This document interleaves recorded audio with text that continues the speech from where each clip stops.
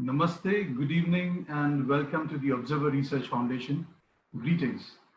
It is my pleasure to welcome you all to the second part of the Wednesday webinar hosted by ORF's Mumbai chapter, which will dwell upon the current state of school education in India.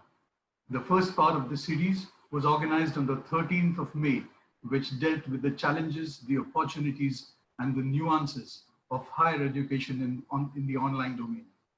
For those of you who missed out on that, the full proceedings of that webinar are available on the ORF website. Schools, as we all know, are the rarest of the rare, but immensely critical sectors of India's social economy. And one of the important and the unique aspects of school education sector is that it is primarily driven by women. And I'm sure that most of you will share my happy experiences and our fond memories of our school teachers, most of whom happen to be women. And women also mostly outnumber men when it comes to school leadership. So I'm therefore delighted that today's discussion is on school education, and we have an all-women panel of experts. Friends, now that the center has more or less left it to the states to decide on the intensity of the lockdowns under their respective administrations, we will also see a kind of a pretty disjointed start to the new academic year in different states across India, which under normal circumstances would have begun in about a week from now, from the first week of June onwards. So while most state governments have got a thumbs down from almost all the key stakeholders, which include the school managements, teachers, principals, and even parents, to reopen schools at this juncture in the fight against COVID-19. The Education Department of Maharashtra, ironically the state that is the biggest contributor to the number of infections in the country, has decided to go ahead and begin the new academic session for schools from the 15th of June. That's just about 2 weeks from now. And so while all of that is fine, and according to a statement released yesterday, schools in the red zones, such as Mumbai, will have to resort to online education mode, but will have no other alternative but to start the academic year from the 15th of June onwards. So notwithstanding the reasoning behind such a decision, and despite the negative feedback from all the key stakeholders,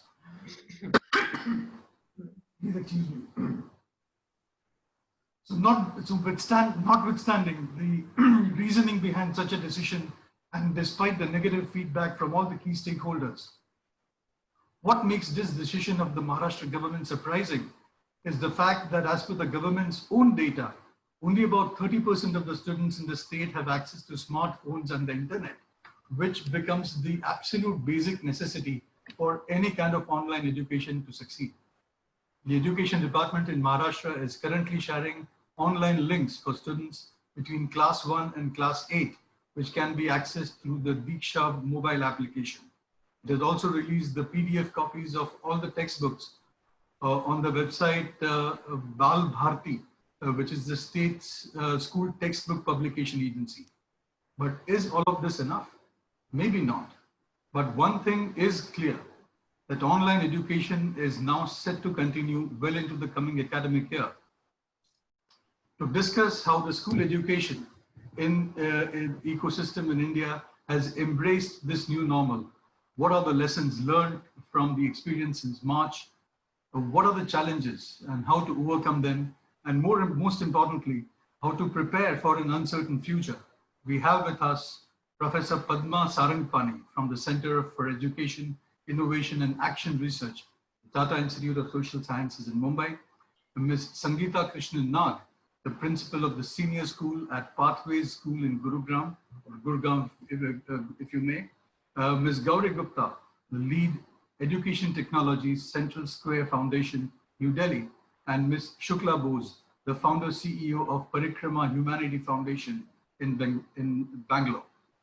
These four women, I have to say, represent the entire spectrum of the ecosystem of both online and traditional classroom schooling perspectives, and also going forward schooling for the underprivileged children in India. A warm welcome to all of our panelists and a big thank you for agreeing to lend your time for this important discussion on the ORF platform. So friends, before I toss over the proceedings to my colleague, Dr. Leena Chandran Vadia, incidentally the woman chair of this session on school education, I would also like to urge you to please visit the ORF website and all our social media platforms, including the ORF account on YouTube, to gain access to the research papers and articles by the ORF faculty and our uniquely curated audiovisual content. I welcome you all once again. And as a father of a teenager grappling with the novel online education experience, thanks to the novel coronavirus, I look forward to an engaging and enlightening conversation. Thank you. Over to you, Leena. Thank you, Dhaval. As you know, we didn't start out trying to create an all-women panel, but now that we have an all-women panel, I think we are delighted that it is this way. As Dhaval said, this is the second of the 2 webinar series that we are organizing. On May 13th, we discussed higher education, and we also discussed access issues about access to the internet, access to devices, and so on. And Sahana from IIT Bombay, she pointed out that what we are in at the moment is not online education, it's really emergency remote teaching. The lockdown happened suddenly, everybody had to move online. And so that's what we've done. Because online education is being researched for over 2 decades. It involves a lot of careful instructional design and so on. But how do we go to online education from where we are now? That's the focus of today's discussion with school as the central focus. And we will try to keep our attention on the student, parent and teacher experience. The COVID pandemic has brought parents center stage into education. So we'll discuss some of that too.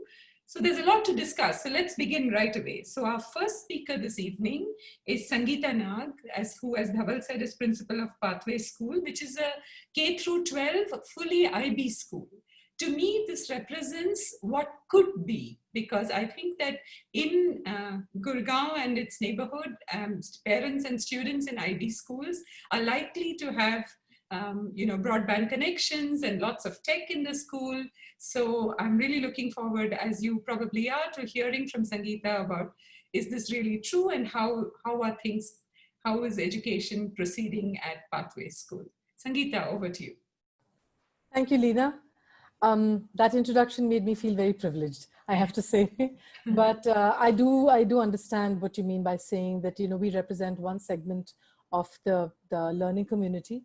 And that's very right, because it is true that Pathways being the kind of school which, we follow the IB curriculum, like I said, throughout. So certainly we are speaking about a part of the community that has access to a lot more than the rest of the world has. But rather than apologizing for it, I want to, speak of the role that we've played. And if our role can be that perhaps other parts of the community can learn from what we have, and we in turn can learn from them, I think that would make all the difference. And I think that's what this conversation is about. And before I get into the details of what we've done, I want to say one more thing, which I really believe in, that no matter where you are, the learner and the person that's contributing to that learning, the intention remains the same. The devices might be different, the tools may be different, the platforms we use may be different, but the intent is simply one.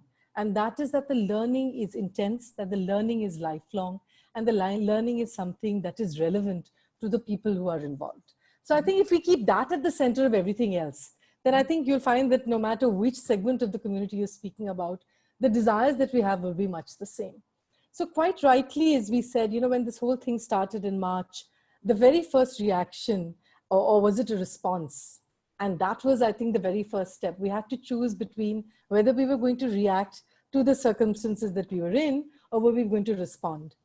An immediate option was to react. Shut this down, shut that down, shut this down, shut that down. But we had, we actually gave this a lot of thought, and we said, we're not going to shut things down in a manner that makes the child feel shut out. Because the one thing that we could see, even though, before the actual lockdown happened, you may recall, for about 10 days before that, there were signs that things were looking to close down slowly. And we were quick to pick up those signs and start working on them. So while we were still waiting for announcements to be made, our teams are already speaking about learning being synchronous and asynchronous. So we were already looking to go beyond, this delivery that you spoke about. And quite rightly that, when we're talking about online education, it's quite different from just going on to a platform and having someone speak from one end to the other, because the whole learning model changes the moment you're going to go online. And that is something that we were very conscious of. The pillar that we went around, Alina, at that point of time was that, we felt that this was actually the time where learning became a community responsibility.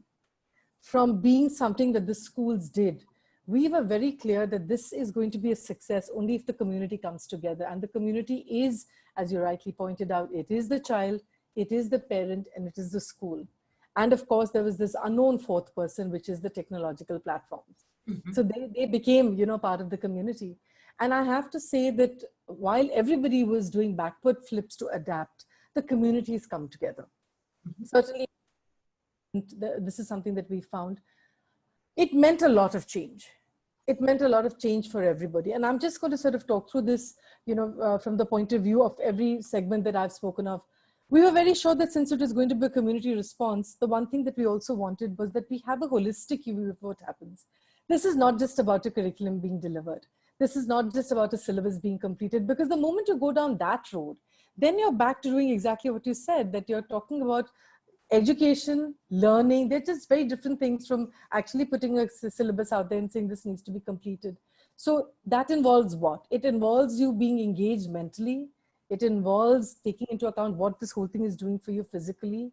It involves hugely taking account of and responsibility for the emotional impact of it. Mm-hmm. And the things that surround it. When I talk about the little children, for instance, it was so important for the little ones to see their teachers. And that tactile experience that learning brings, that going to school brings, is something that's very hard to replicate in this virtual scenario. We actually had examples of children, when they would see their teacher, the little ones, going up to the screen to kiss their teacher. Now, whether they did that every day in school, it didn't matter. But for that little child, because remember at that age, the teacher is everything. The other end of the spectrum was the older students, grade 11 and grade 10, who didn't know how to quite convey to their teachers that, I'm missing that physical presence. And what do they miss? It isn't the words of praise, because the words of praise can still happen. It's still pat and walk huddle, and you can look over your shoulder, the child's shoulder, and you just pat him and he knows he's on the right track. So those little unspoken things, how would we make up for? So we had to build in sessions for reflection. We had to build in sessions for where they would have time for themselves and times to spend with their peers. That was the other big thing. So for the student, while we had parents, and I heard Dhaval say this quite correctly as of an anxious teenage parent, for the child, this was suddenly a completely different world. This was now a world where I'm not going to meet my friend every day.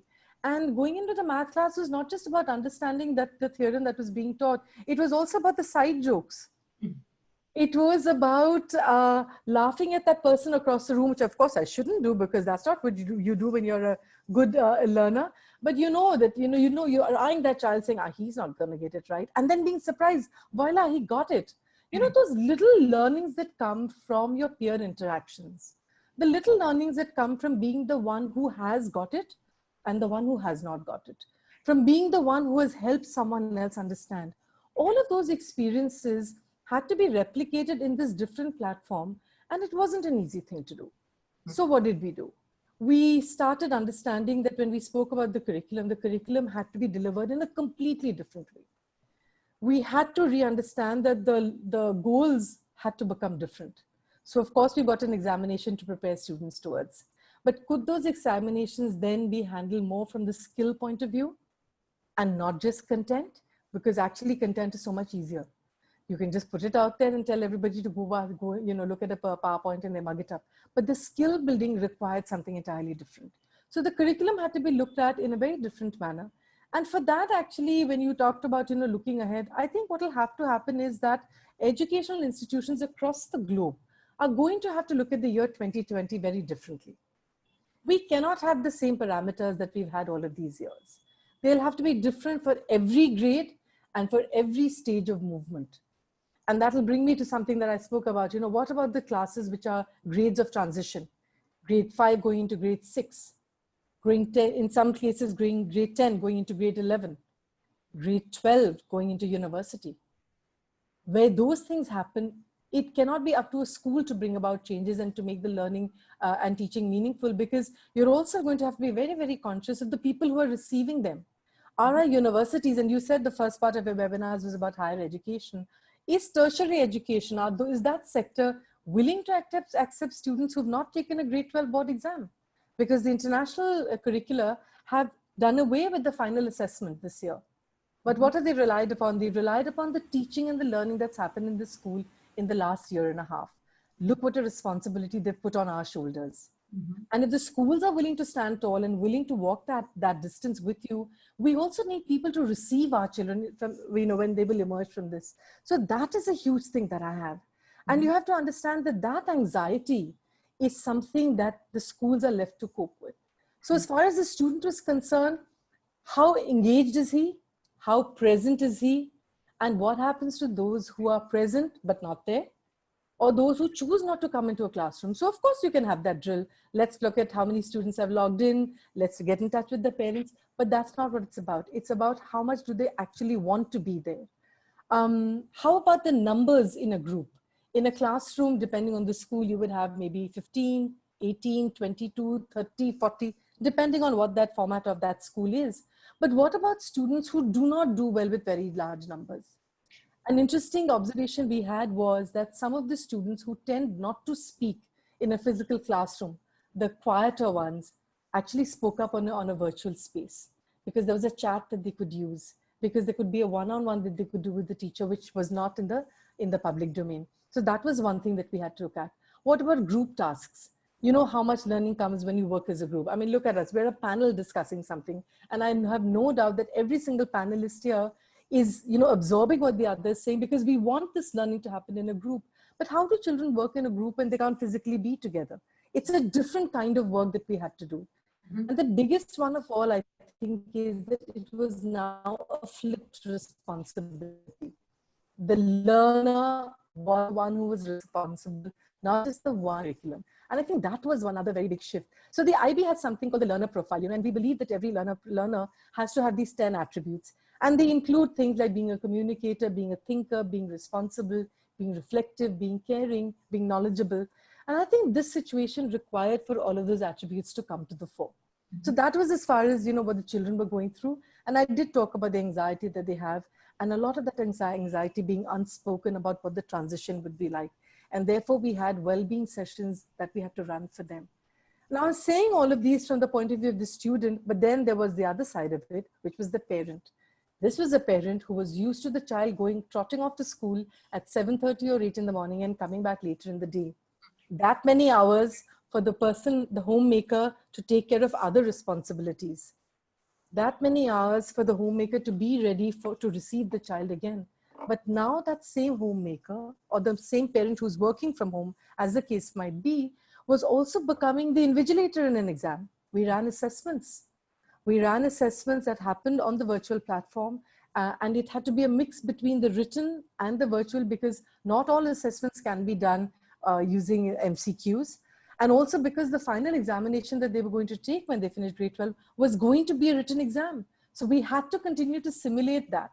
And so we had to have parents as invigilators. And it was amazing to see how parents also had to adapt themselves to that. A lot of parents understood how engaged their child was in the classroom. A lot of parents, and I think we've all seen messages on WhatsApp and Facebook and everything else about, commenting on the teachers and, how different it is. And this is how now it's not meant to be taught. But I think a lot of parents also realize the responsibility that lay with the teacher, which perhaps they had forgotten. Thank you. Finally, go ahead. Right, sorry. And finally, of course, for the faculty, for the faculty, suddenly the one thing that was supporting them, I keep saying this, so far technology was supporting what you were doing in the classroom, but now technology was us.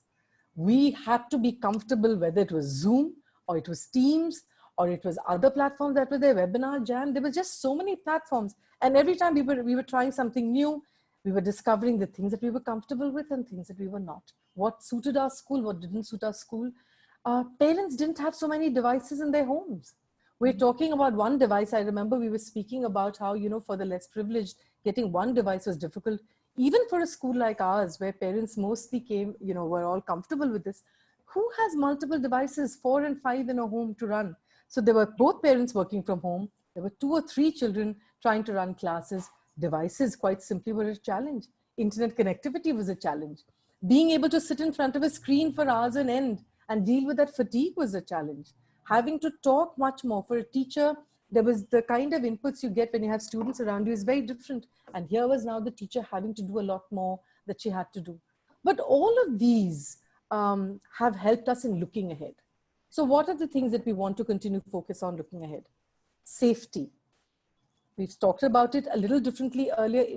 Earlier, it was more physical safety. Hold that off for the second round, Sure. Sangeeta, the safety part, because I'd Sure. like to come back to that in the closing remarks. But the teacher in you shows. You've given us a wonderful head start.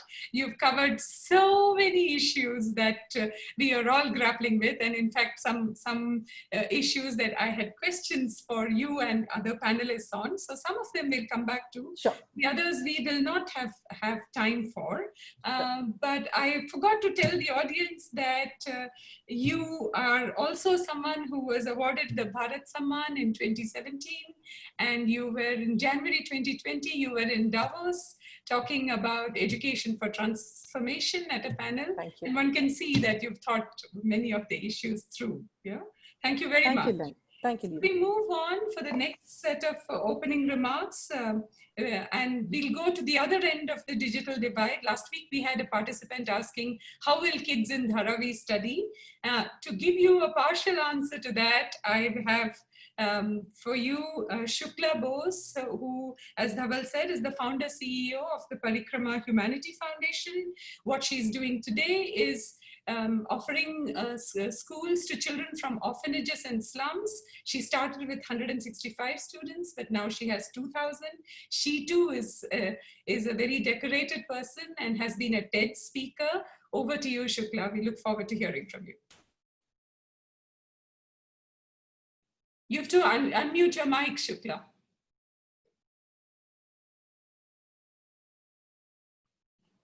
Yeah, go ahead. Okay. Hi, everyone. It's a pleasure to be here. It's a learning experience for me as well. Well, for us, we have several challenges. One is that schools for us is not just a learning space. It's to keep our children safe. It's to create some kind of stability in their lives, to provide nourishment, to provide nurturing. So schools for us is, we've never really had holidays in Parikrama. We don't have summer holidays. We've had to keep our schools running so that children can come to have their meals. We provide 3 meals in our school. So when the lockdown happened, we knew it was going to be coming. When the lockdown happened, we had to sort of think about how do we keep our children from starvation. So we had to think very creatively of how do we reach food to our homes. So what happened was we obviously had to raise funds, get food organized. We would have to have our social workers go to the homes and deliver food. After that, we realized that we are putting my volunteers too much at risk, and we started the weekly rations. Now, weekly rations where we gave food, we gave 5 kilos of rice, 3 kilos of dal, and the rest to each family. We are feeding 1,500 families. We've so far distributed about nearly 7.5 lakh meals to these households. We felt that, again, we didn't want to convert our schools into ration shops. So how do we connect nourishment, nurturing with learning as well? So what we would do is we had to do a survey of how many families actually had smartphones, and we found that to our surprise that quite a few of our families had smartphones. But there were a few children that didn't have access to smartphones at all. So we did a round of, we did a drive of collecting people's extra smartphones, the spare smartphones that there could be in people's houses. And we were surprised that quite a few smartphones arrived to us through the courier, the Dunzo, the daily delivery system. And we had to then get the SIM cards and everything ready. Identify houses where children could share a smartphone. And so we created clusters. So we are working with 87 slum communities. So we found one of the advantages is that they're very congested, which was to our advantage. So 2 kids could share 1 smartphone, or 3 kids could spare, and we had to also manage social distancing when they would. So my social workers, teachers actually went into the slums, identified little corners in the households, which could be converted into what we call the Reach V schools, reaching them virtually schools. So the Parikrama Reach V school started, where, and our kids, and today I took a count, we have 90% attendance. Our children are all wearing their uniform, putting on their masks, sitting in their little corners, and attending classes. So it was a huge challenge for us. The teachers that we had hired had a different profile. Teachers who are not always very tech savvy, but teachers who are willing to be social workers. So to get them to understand how to use technology was a huge challenge. But I'm really surprised at how crises like this create such innovation and willingness to participate and adjust. And that's exactly what happened.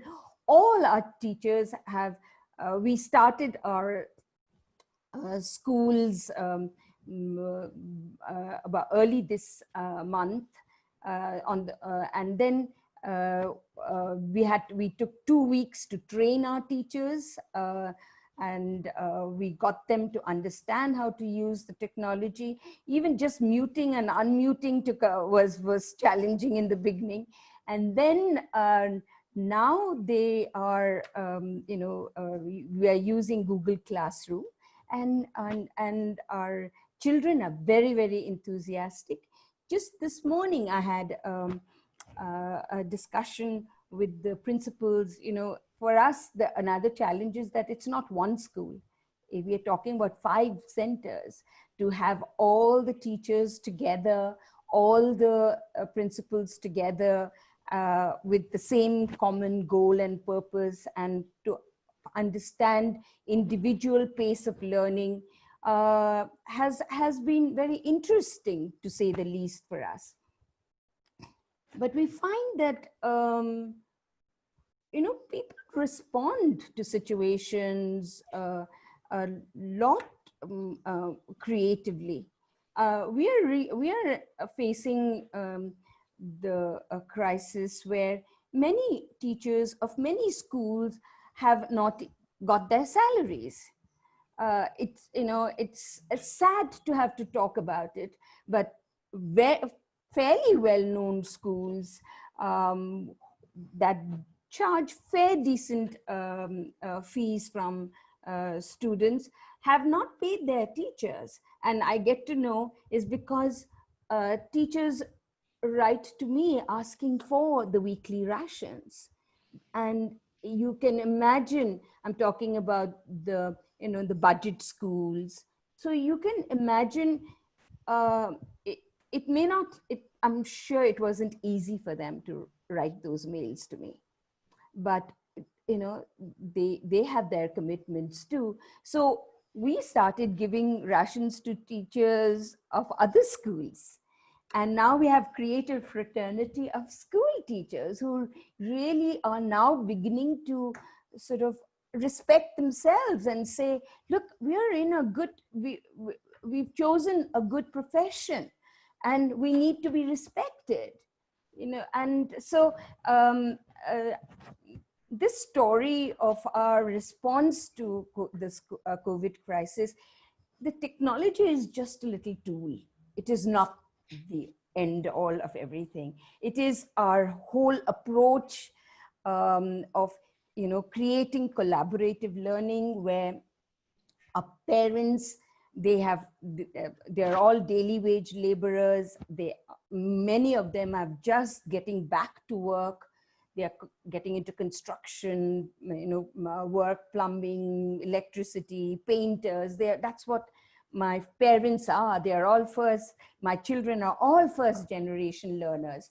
So it is very important for us to also look at their mental well-being. So what we created was a listening post where we called the COVID listening post, where children, parents are calling in and talking to our psychologists because they need someone to talk to. They haven't had anybody to talk to. Little children need somebody to talk to.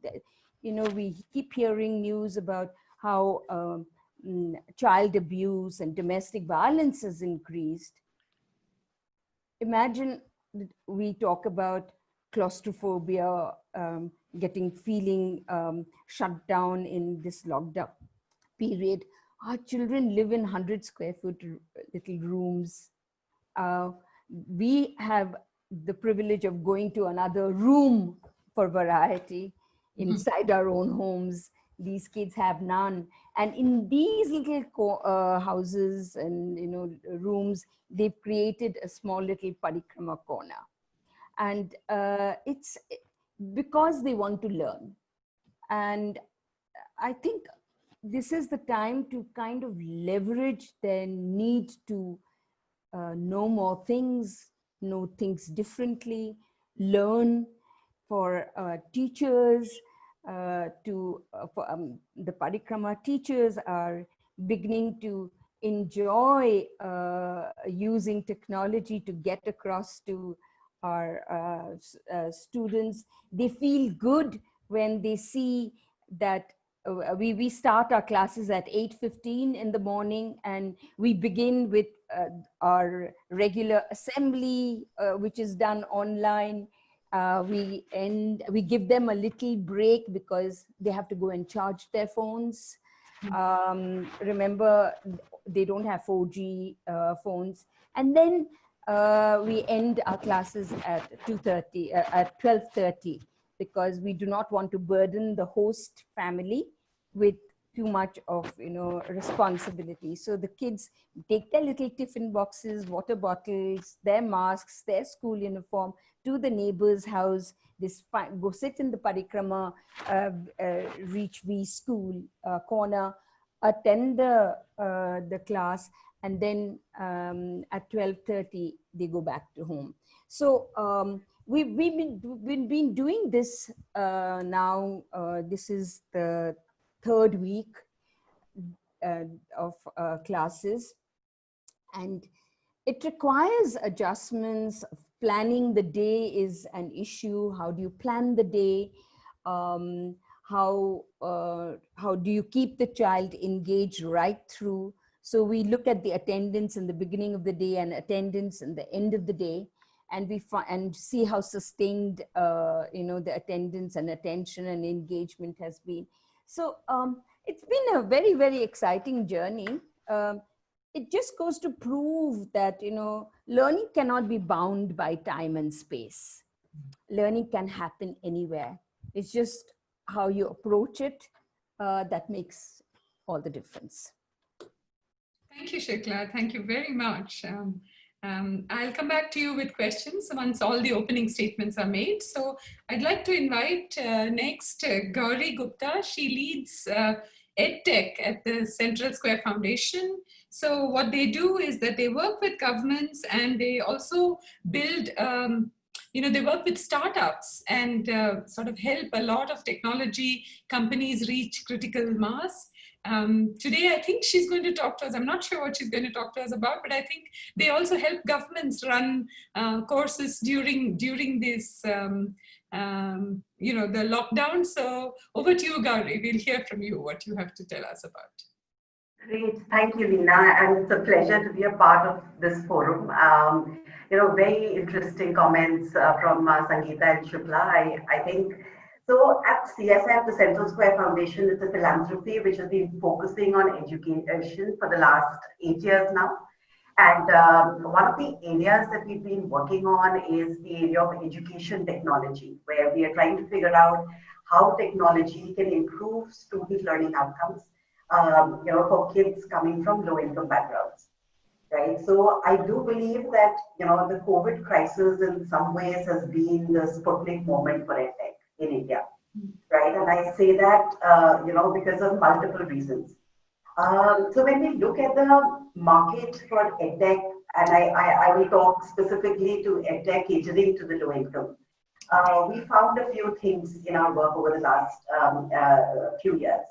The first was that India has a very vibrant and dynamic EdTech ecosystem today.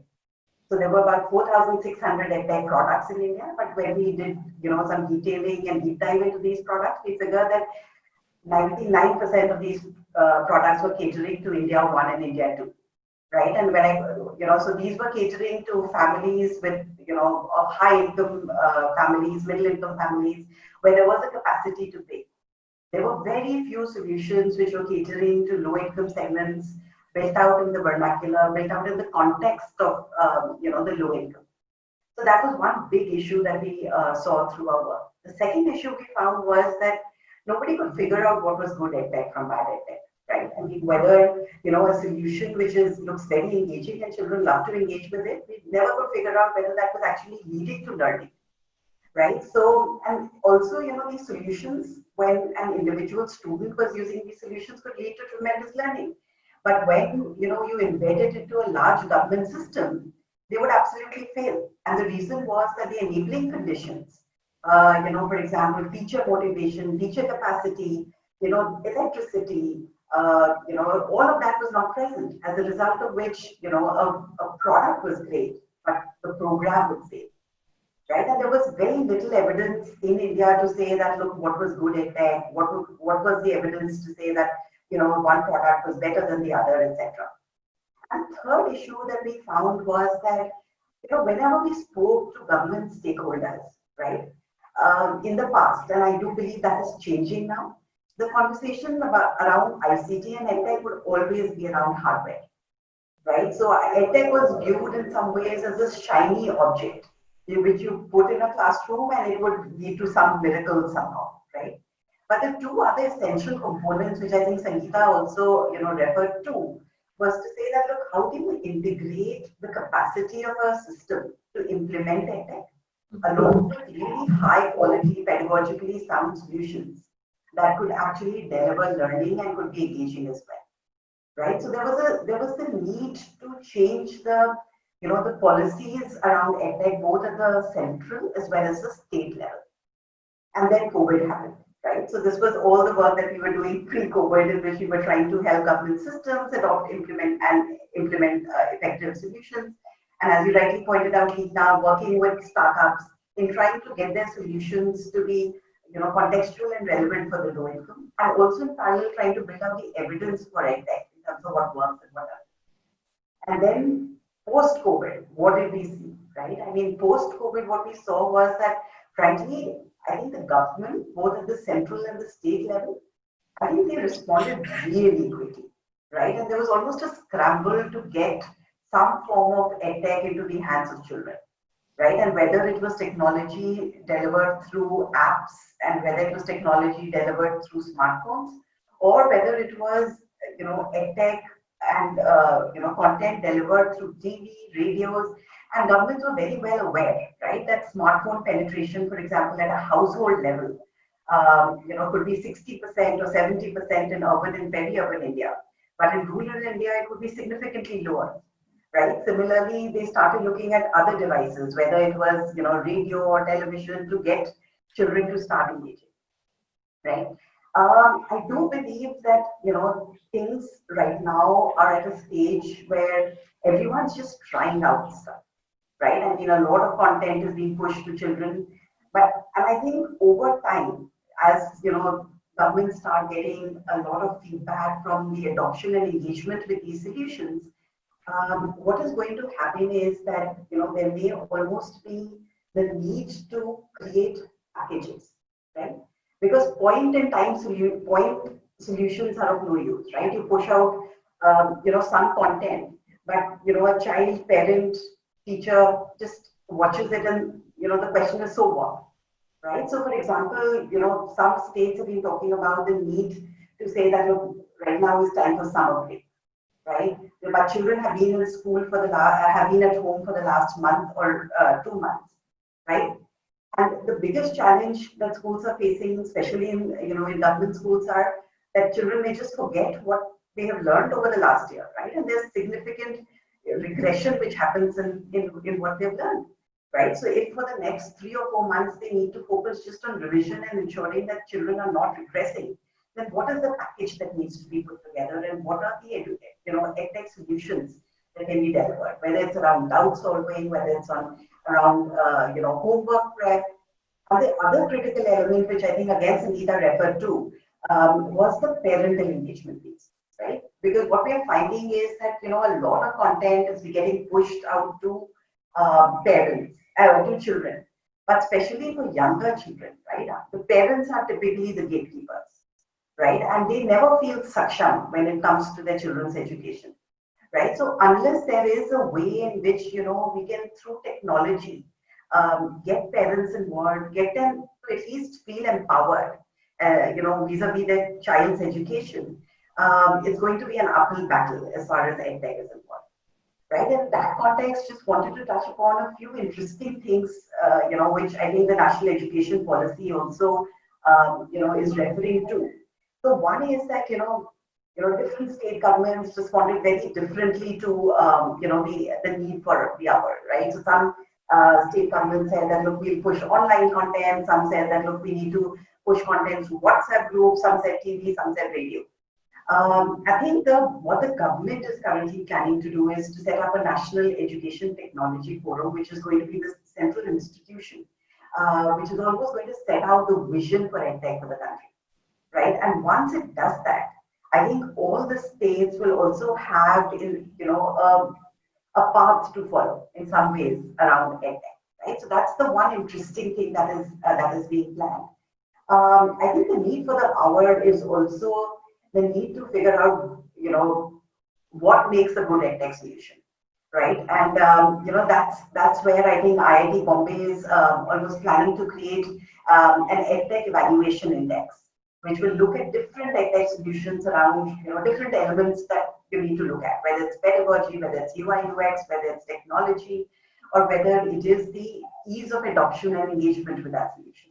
Right, so that's the second, I think, a need for the hour. In addition, I do believe that there is the need to engage parents, because a lot of the solutions that are being pushed today are either for teachers or for students, right? But if children are at home and they need some push to at least sit in front of a device and learn for hours, then parental engagement becomes critical. And there, there is a solution, for example, called Top Parent, which has been developed for low-income parents, because they said that, look, we are not, as I mentioned, saksham when it comes to our children's education, and what can be done to make us saksham. So I think interventions like these will be very essential, as India goes into a state where schools may open, intermittently close, and hence education at home will become important.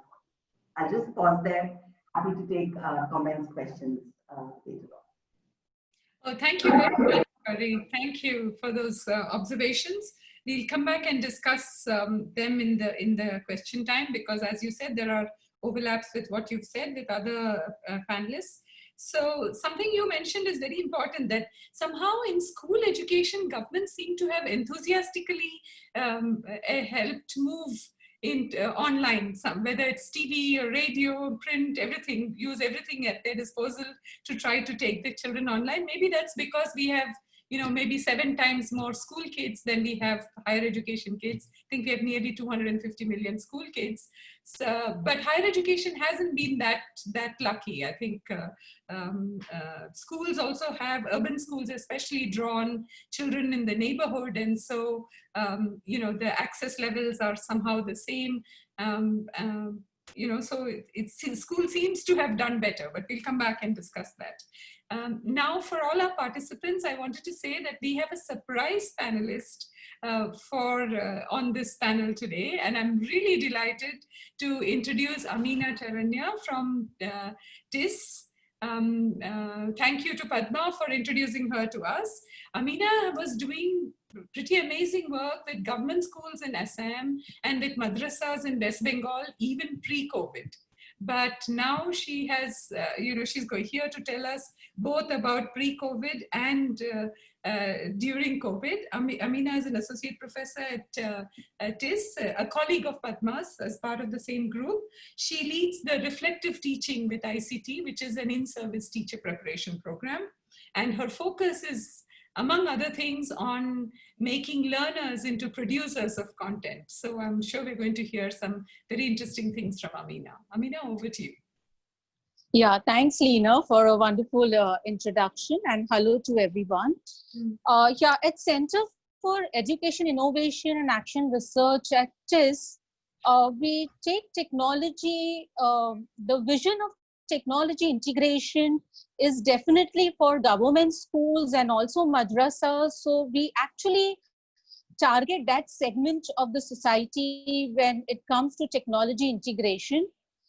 From the very beginning, we had actually taken the vision of technology integration, that technology should be in the hands of students, and it has to be in a very constructive, knowledge creation oriented technology use, where technology is in the hands of students, and teachers play a very pivotal role here to be designers and active creators of activities that students will do. So in short, the technology integration at TIS was always looking at how to make learners as active producers and actively interact with technology and create something, and not merely stay as passive consumers of ICT resources and content. So that was the view that we have already taken. Now, this view is not only vision, but we have been able to see a lot of ground practice, seeing this actualizing even in the pre-COVID period through Connected Learning Initiative, which is CLICS program, which makes very interactive ICT resources used by teachers and students, where they interact very actively, and it kind of demonstrates collaborative learning, authentic learning, and also higher order thinking skills.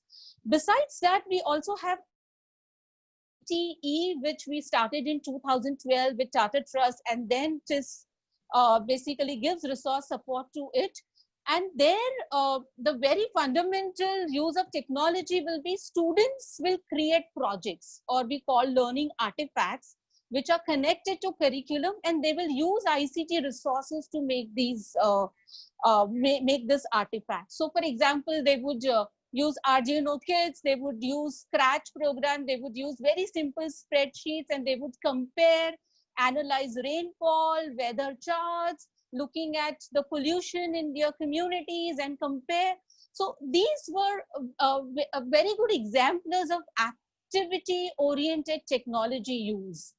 while the students and the teachers used ready-made content and open educational resources, but what was very important was that they adapted and they kind of curated and used these resources to then create their own based on it. So they would most often use a resource that they have found, go to the community, add some more data, videos to it, and then adapt and create according to their culture and context. So that is something I think has been also coined recently since last 2 years in the literature, calling it digital agency, so where students and teachers not only have the competence and the skills and the confidence to use technology to suit their and their community needs, but they also use their autonomy and agency to then adapt the technology resources to create something for their own and for their community need. So digital agency has really been a theoretical perspective that actually also guides. Now, saying all this, we have been able to also show scale with this approach because, in the starting years, all this looked very good into small learning centers and into small private madrasas. But when we had to scale, it has to, this kind of an approach meeting the system, the timetable system and the schooling system and sit in the ecosystem was very challenging. But over the years, we have actually found different ways of making this happen. And what is really central to making all these things happen is very good, rigorous, and continuous teacher professional development. I think that has been the key at the center to make this kind of technology integration happen. So through certificate courses that we offer, through a lot of community of practice groups that teachers use through Telegram, WhatsApp, small face-to-face meetups, all this has really helped us to make a community of teachers come together to make, the activity-centered approach in ICT integration happen. So in a way, technology being an added layer in the schooling system, technology being a delivery pipe to basically reach out the content, these were all there, but they were still not promising the ethos of integration, that is the students themselves creating and adapting with the technology based on their cultural milieu. So that has been what we are doing so far. Now, what was interesting was when the COVID period started, we started also researching onto how what they have learned before the COVID period in connected learning initiative and in IT, both teachers and students, are they able to transfer some of the skills, competence, confidence, and also autonomy on what to use and what not to use in the COVID period. So this has been an interesting research question, and we are in the process of documenting it. But there are few very good insights that has come from the ground, from Assam, from West Bengal madrasas, from Chhattisgarh, from Mizoram, and some of these findings are very encouraging.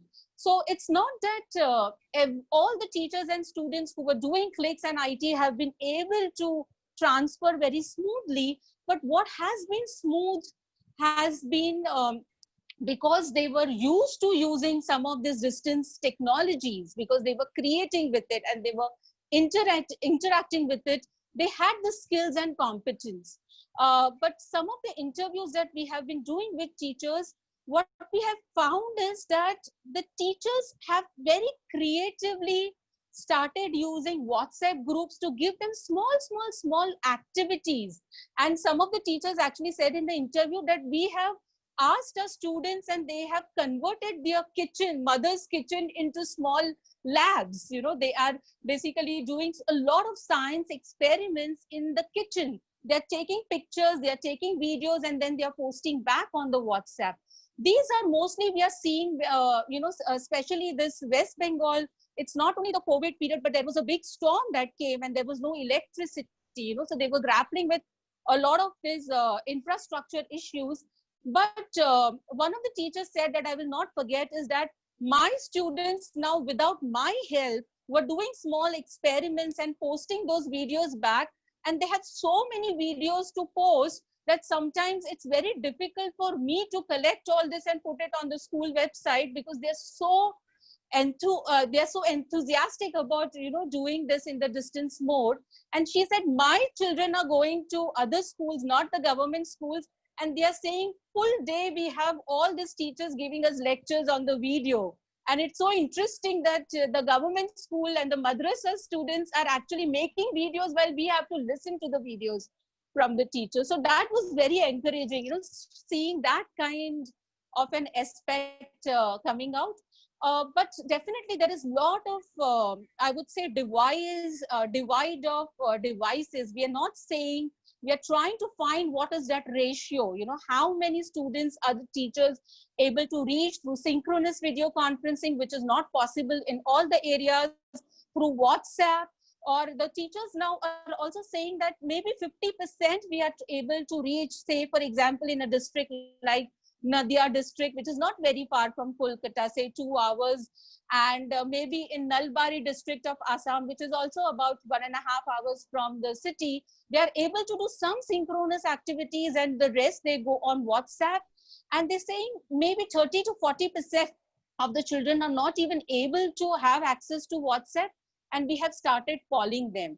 Now, calling them is also not very standard, because for example, in a government-aided madrasa group, which is a small knit, they have phone numbers for all the students. I'm hearing from Kolkata teachers that they were able to get student phone numbers from the portal or from the government. In Assam, where we are looking at about 14 districts, it's not possible. So they are finding different ways of how to find phone numbers, connect with the students. But it's really encouraging to see how the teachers have adapted, and they have been so creative. Recently at the center, we have also launched the COOL initiative, which is connected, open and online initiative, where we have focused very much to the COVID situation. So there we are looking at not only teachers, giving them webinars, giving them web quests, but we are also looking at how TIS faculty are able to come up and confidently offer courses online. We are also looking at teacher educators, the pre-service. So we're trying to basically, as a center, look at this holistic ecosystem of taking all stakeholders from education and trying to address, learn from it, and also offer what we can. I can come back to other questions later, but I'm sure Padma will also have a lot of things to add here. But yeah, thanks. Thank you. Thank you very much, Amina. Padma is here and she's the last panelist this evening. So I'm going to straight away go to her. Padma is my go-to person when I want to know anything about school education. She leads a very large group at TIS, which does enormous amount of research on all aspects of school education, including teacher education. And as Amina already pointed out, they have several technology-based learning initiatives. So over to you, Padma. We are waiting to hear from you. Thanks a lot, Leena. Amina, Your mic is a little low volume. Can you turn it up? Now? Is it better Yes. now? Yeah. Yes, better. Yeah, go ahead. Thank you. I'm really very glad that Amina was able to share and give you a sense of the live things that are happening. I just wanted to share a few reflections on what is shaping. The technology has this tension, especially in the school education context. When we look at a teacher from a deficiency lens, then we want to use technology to control the teacher and to keep feeding the teacher rather than building her autonomy. And I think that is something that we should be concerned about. Over the last 3-4 decades, we have built up a lot of momentum to strengthen child-centered education and protect teacher autonomy and professionalism. And it's very important that when we are seriously looking at technology integration, which was happening pre-COVID, we should not lose this very important achievement. And I think that's something which we should be thinking about. It is a danger when we use technology to move in the direction of more testing and test-controlled, learning bits that are fed to teachers, to students, and think that that's how learning is going to happen. And I think what some of the panelists who have actually used technology in the school context have been able to reflect on, share where it works, from whom it works, and also where it doesn't work.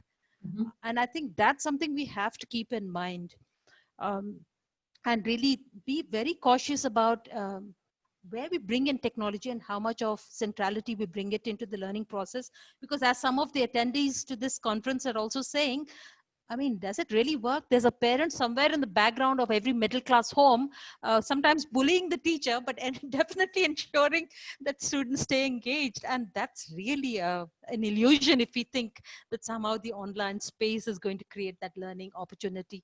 And especially where young children are concerned, I think that's definitely not going to be a substitute for the face-to-face interaction. So I think we have to think blended. And even when schools reopen and post-COVID, we must think of blending. It's a very powerful medium. It really empowers students, but we have to get both the mediums to work together and to complement each other. And I think if we can think like that, we have something positive to look for from this medium itself. And I think, I mean, we are talking about some centralized agency to create standards, but let's not over-centralize. I think that will be a disaster if we start doing that. And we should really empower teachers to meaningfully, resourcefully use technology.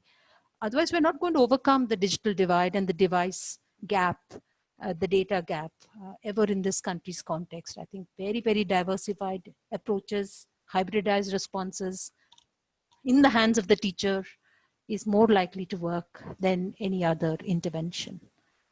So this is just based on learning from IT and clicks. And I say it with conviction because we now know what really works on the field. Thank you. Thank you, Padma. So those were everybody's opening remarks. And as you can see, we have covered an enormous amount of ground. But I can't let these panelists go until we reflect again on what I think are some very important issues. My apologies to Sangeeta for interrupting her when she brought in safety. That's one of my first questions to you, that school involves a very large age group from 3 all the way till 18. What I'm going to do is I'm going to throw a few questions out there, and I'm going to give each of you a turn and to respond, and you can choose to answer all the questions or just some of the questions. I'll leave that to you because we are short of time. So let me just pose a few questions, and then I'll leave it to you all to answer. So, you know, this question about devices and how much screen time, Sangeeta and Shukla, various people already alluded to it, that what about fatigue, you know? So how do we deal with that? Another very interesting question, which also got reinforced from the audience, is that can we be more imaginative about next year? If we are going to be in, during COVID situation, do we really need to worry so much about assessment? Is it fair to teach when there are even one child who cannot reach? So that is part of the digital divide question. And also I cannot not allude to the issue of educational content. Amina has talked about it a lot, about teachers and students creating content. But my sense is, and I'm not an expert in school education, but I think that we don't have enough language content in regional languages. Maybe I'm wrong, but you know, somebody used this very interesting phrase called linguistic and pedagogically sound content, and I really like that phrase, and I've by hearted it to bring it to you all as a question. So I suspect that, you know, states are interested in starting schools quickly, because at least for rural kids, they must go to school. They'll have to go to school, otherwise far too few of them have both devices and internet. But, you know, for all of these questions maybe have more meaning in the urban sense, but I'll leave it to you all to interpret. So let me begin with Sangeeta. Go ahead, Sangeeta. Can you address one or more of these questions? I think I asked 3 about screen time and safety, and about imaginative use of next year, and about content. Yeah. So I'm going to keep this very short because I know that, you know, we are running short of time. I think there is only one answer to this, which is that we look at 2020 and 2021 very differently. And one of in the chat, somebody said, why does schooling have to continue and why is this year so important? And I would agree that I think it's time to relook at everything, but it's very important, as I said, to see what the reaction is and what is the acceptance level of those who are receiving these children in the next year. So unless that open-mindedness exists across the globe and across segments, it won't be enough for the schools to do the reimagining. The second thing is, as far as the curriculum and is concerned, of course the curriculum has to look completely different. I spoke about synchronous and asynchronous when we talked about blended learning, Padma, that you alluded to. Blended learning has so many different formats. So each school will have to see, depending on the segment that they are looking after, what form of that blended learning works. A simple thing that is, what is the schedule of your day going to be like? What is your day looking like? Are you looking at a couple of hours a day where you make physical contact or no contact at all? Are you looking for your children to come in multiple times a week or run for a week? So, your day looks entirely different.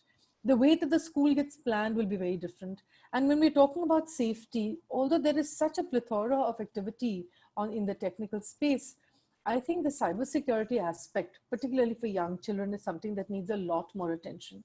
There's a lot of punitive in place, this many years for this and that many years for that. But a simple thing, and I'm using a platform, I don't like taking names here, but when we're talking about Zoom, the biggest strength that Zoom has had for educators is the fact that it can have so many people online at the same time, and so many screens visible. You see, the other thing is when you're dealing with children, you need to see them and they need to see you.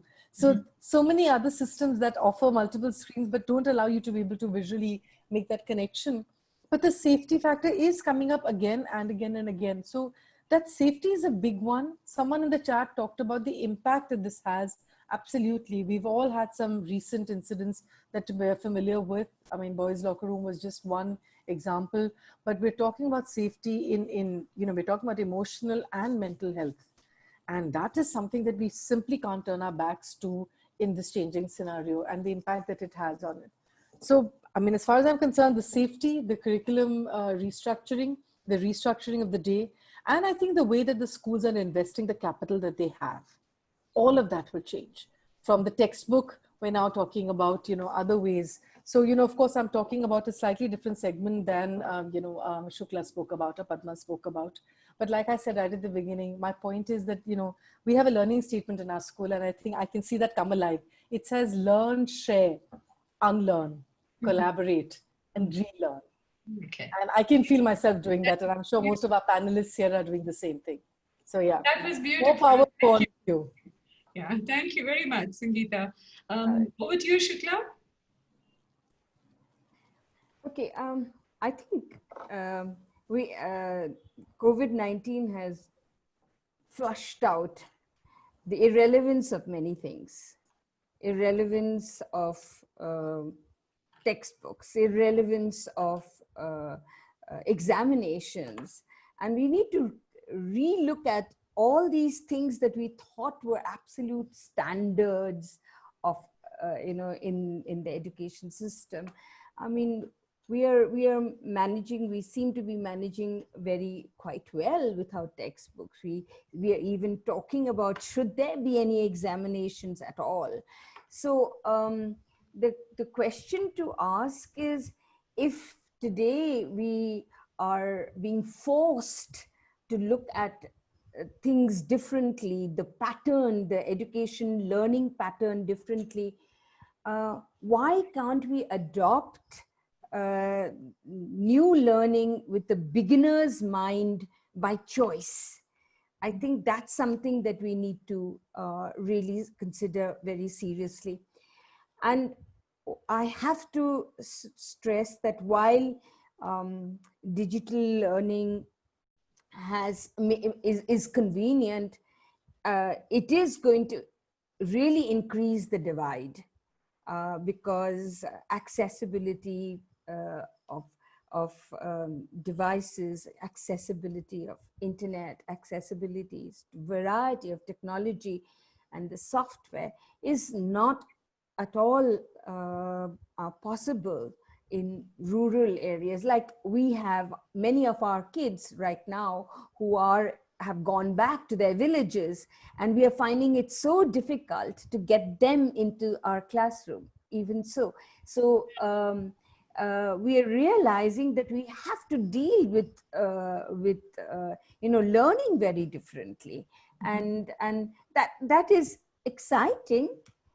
Teachers are being forced to once again getting into the learning mode, and that's fantastic, because we've never really actually looked at the potential that teachers have to learn.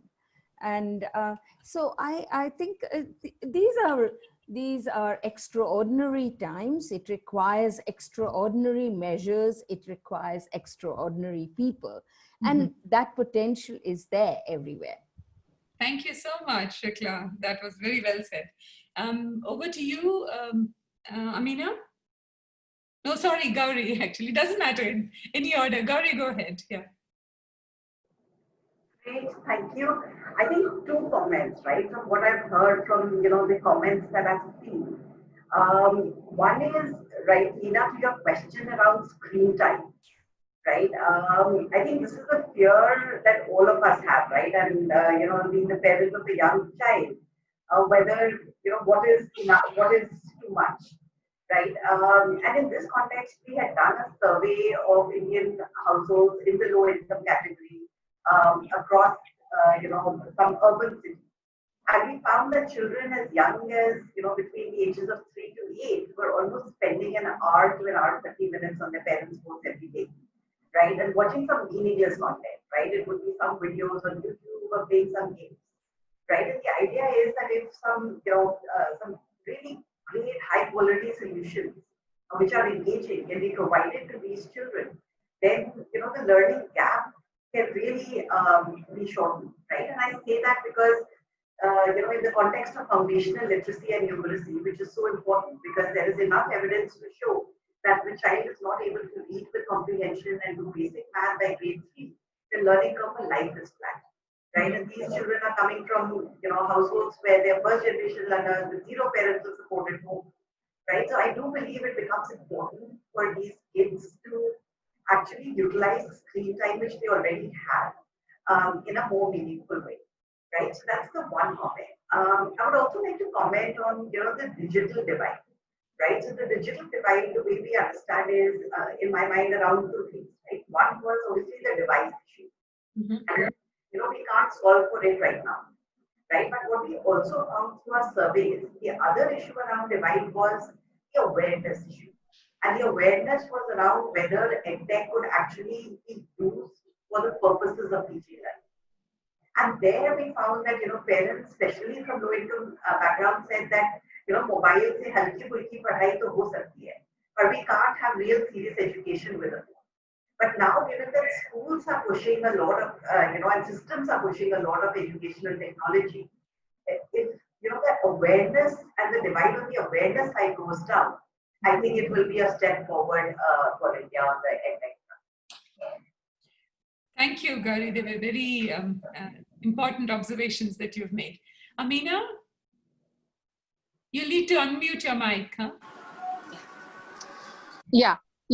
So thanks. I think a lot of these questions have already, got a lot of responses from the panelists. I can just maybe just reflect, since we are working with the middle school and the secondary schools, I think this kind of novelty about learners as producers and, this really works and we are confident. But I can understand working with the younger children will be more kind of challenging. But I think there is a lot of research, although it's very contradicting research, which is looking at even preschool and primary school children and the kind of myths that they have about screen time. But I feel when it comes to middle and secondary students, I mean, even if they are not taking classes for 4 to 5 hours, I'm sure they are using screen time to do other things. If they have access to devices and, they have access to internet. So I would not be so worried about that. But yes, the blended learning and especially the flipped classroom, I think that has really brought potential to basically balance out the screen time that the students have. And a lot of teachers have started articulating this, that in the morning we give them these activities and we tell them, read this paragraph and answer this question, speak to your colleague, go do this experiment, we will meet at 5 p.m. and talk about it. So I think these are a lot of creative solutions. And although COVID is looking at an emergency, but I think it has really opened up the whole arena of how to creatively and potentially use ICT and basically use it for very active pedagogies, which otherwise were just taken for granted into the face-to-face mode. So I feel this is kind of a really exciting time to research and look at this potential of technology, which were not kind of harnessed before the COVID period. Secondly, I think with the content, I understand, and I think if you can also look at the Cool Initiative website, and we have a lot of clicks resources, and the focus is to basically give a lot of resources in regional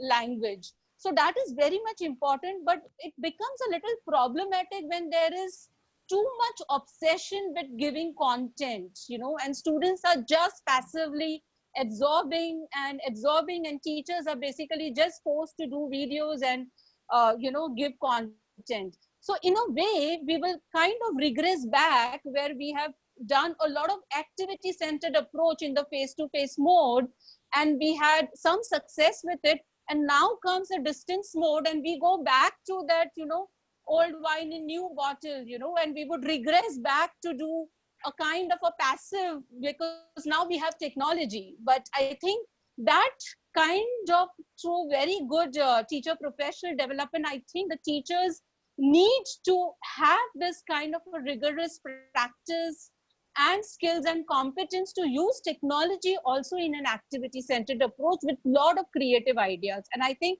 that is very much possible. Thanks. Thank you, Amina. Padma, you have always had very strong, very carefully thought out positions on screen time and safety and age appropriateness and all of that. So we'd like to hear from you, please. I think what we definitely know is that kids pick up and work with devices and this medium in ways in which as adults being new to this medium, we actually struggle, but children seem to intuitively figure out a lot more than us. So there is something about the medium that we need to understand much more about, and how it is actually interacting with children's thinking process. Mm-hmm. And I think we really have to reimagine what we expect out of this learning process. I mean, it's an opportunity for us to do it. If we're just going to use technology to achieve very conventional kind of learning goals, then I think we're just going to think about pushing content out or getting talking heads onto Zoom screens, rather than thinking about what does the medium actually afford us to do, and how shall we reimagine educational opportunity. In fact, I think we've been building up to it. UNESCO has last year or earlier this year announced an international process of reimagining what the aims of education should be and what curriculum should be looking 30 to 50 years ahead. And I think maybe we should also be doing that as we think about how we're going to bring technology into the mainstream of learning, if this is what really the COVID opportunity offers us, to reimagine what technology is going to do in the mainstream space of schooling, and not just a way of tiding over a crisis. We have to be able to think beyond it. And I think we have to think much more actively, creatively, reimagining. Literacy is best learned in the medium where literacy makes sense, which is print and reading and writing. And everybody knows that you learn to read and write in print-rich environments. And that's not the same literacy which occupies the screen and the device. It's a different type of literacy in that space. So we shouldn't be using that medium to push a literacy which is really a print-based literacy. Yeah, and we have to rethink some of, I think, what we are expecting as will be learned as we introduce and make this medium much more central in the educational imagination. I think it's an opportunity for us to do that. It's also an opportunity for us to look at what we want to achieve from authentic learning. And, making the home and the out of school as a learning space. And bringing that much more into the process of the classroom. I think it's a disruptive moment. We can look at it as a disruptive moment to return to some of these fundamentals and not just think about conventional educational goals and methods. I think then we would really use this opportunity to go much further rather than just tiding over and managing the current situation. So I think it can be exciting, but we should also be open to doing that, I think. Yeah. Thank you, Padma. We've had a wonderful audience and they've been very patient. I'm going to beg their indulgence for just another few minutes because I do want 30-second closing comments from all of you. At the last webinar, Sahana mentioned that it's not technology that teaches, it is teachers who teach. And we haven't had that much opportunity to talk about teachers. I don't know if you can fold in your comments on that, but I'm just going to do a quick round of 30-second closing comments. Sangeeta? I think the real COVID warriors are our teachers. Yeah. And you've seen that at every level, at every segment, in every part of the globe. They have been our true warriors because they have actually walked the talk where they've had to reinvent themselves very quickly, adapted towards it, and have done that with the greatest positivity possible. And that gives me hope that no matter whatever the externals are, our children will be safe and will continue to grow in the way that we want them to grow. And this is everybody, children who have learning needs, children who have language needs, whatever their needs are. So I have a great faith that the teachers will help us get through this period. But I think the world also needs to be a lot more supportive of the teaching community. They're the ones who need a little more applause and a little more support. And I think that's what we're looking to do. So let's be safe and let's be imaginative and let's stay positive with it. And I don't see why we can't ride this storm. Thank you. That's a very beautiful, positive message. Shukla? Yeah, I think our teachers have been absolutely risen up to the challenge beautifully. What is very important is it is the teachers that are going to be holding the relationship and the bonding that is so important for any learning.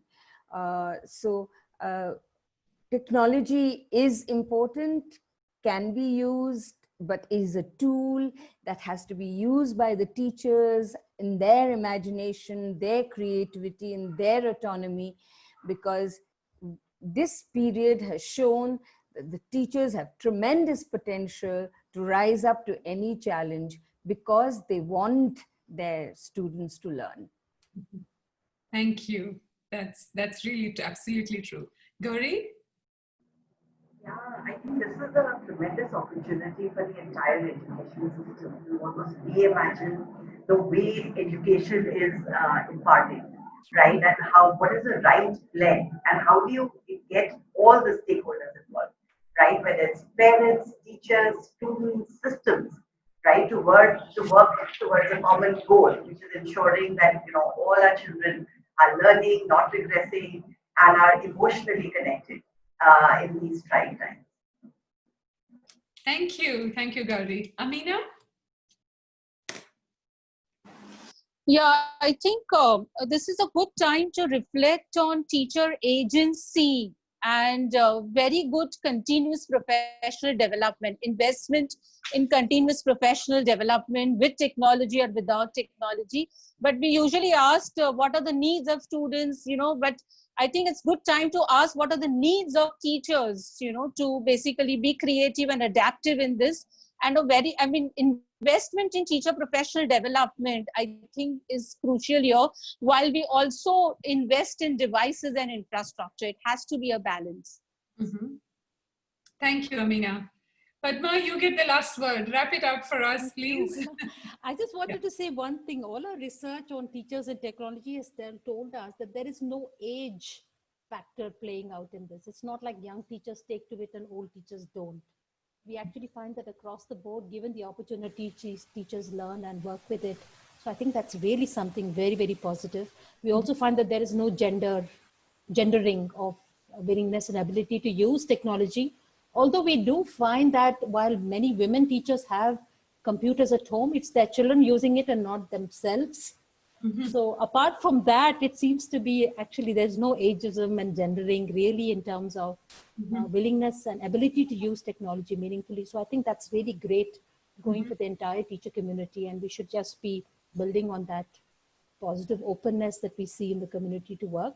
One concern that I have is that almost more than 90% of teachers have access to mobile smartphones, but only about 40% in our recent survey have access to laptops or desktop computers.